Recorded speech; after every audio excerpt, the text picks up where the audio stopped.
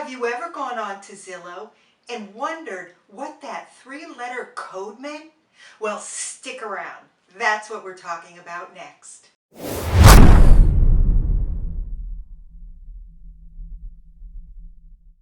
Hi, it's I, Kathleen, with the Militello Team, a realtor with J. Barrett and Company. Before we get started, I'd like to talk about just a little caveat.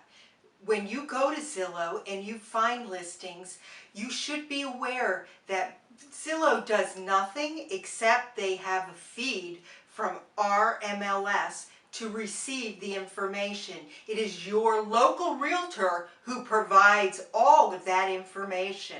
Let's be clear about what our MLS is called here north of Boston. It's MLS PIN, the Multiple Listing Service Property Information Network. First, we're going to talk about the on-listing statuses.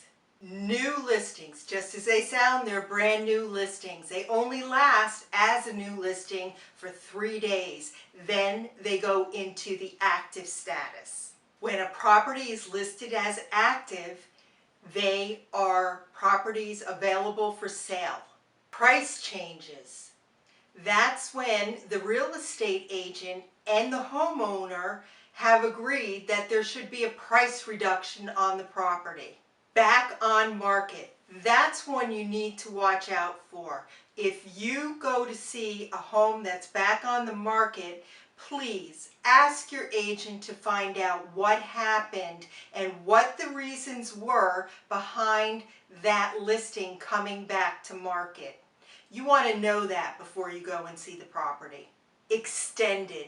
That just simply means that the real estate broker and the homeowner have decided that they're going to extend their agreement and continue to have the property in the MLS PIN, and after 3 days it will go back to active.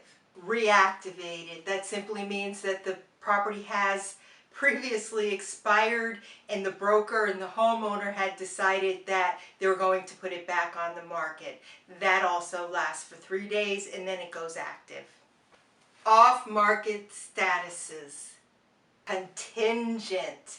That means a buyer has come and made an offer and that the homeowner has decided to accept that buyer's offer, and they are therefore given a 10-day cooling down period, and also it coincides with the 10-day home inspection period when the buyer can decide whether they want to move forward on the purchase of that home or not. After the contingency, it then goes under agreement after the signing of the purchase and sale agreement. Oh, which brings us to under agreement. It means that a contract to purchase has been signed, a second deposit has been given, and the only way the property will not close is if it doesn't meet the financing contingency.